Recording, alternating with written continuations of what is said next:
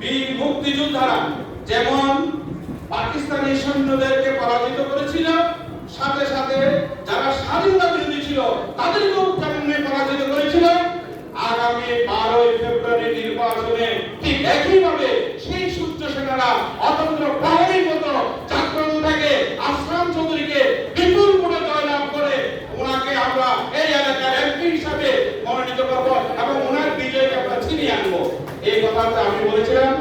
আমি কিছুদিন আগে ওমরাহ থেকে আসছি, হযরত ইব্রাহিম আলাইহিস সালামের দোয়া আল্লাহ কবুল করেছিলেন যে আল্লাহ তুমি এই নগরীকে পবিত্রতাতে ভরপুর রাখবা। আল্লাহ আমার দোয়া কবুল করেছেন।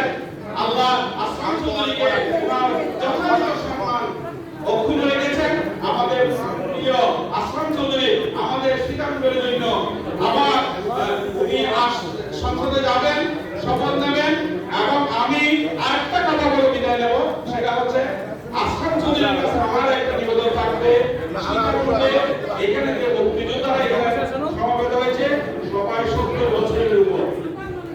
এই শেষ জীবনে এসে আমরা আপনার কাছে একটা দাবি করব যে আপনি সীতাকুণ্ডে মুক্তিযোদ্ধাদের জন্য কি করতে চান, কাম করো না, এটা আপনি আপনার বক্তব্যের মধ্যে ছবি নিয়ে পেশ করবেন।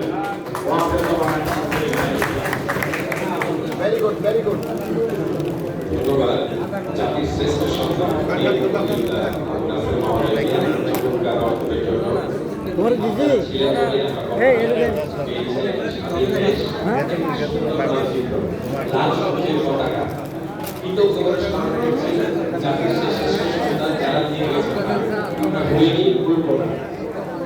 এই পর্যায়ে আমি আহ্বান করব কৃষিবিদ মোহাম্মদ